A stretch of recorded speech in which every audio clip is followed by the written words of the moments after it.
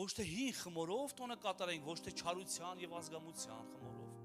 այլ անկեղծության եւ ճշմարտության։ Առաքել ասում է, հարց չկա, դուք պարծանք ունեք։ Ես գիտեմ, իսկ որտե դրանց պարծանքը։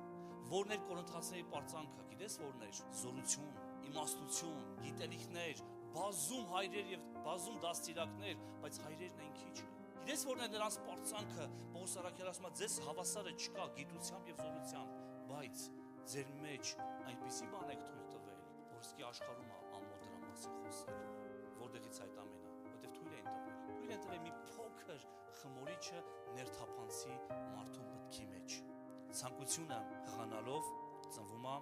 մեղքը։ Սկատարած մեղքը մահ, որովհետև մեղքի վարձքը մահն է։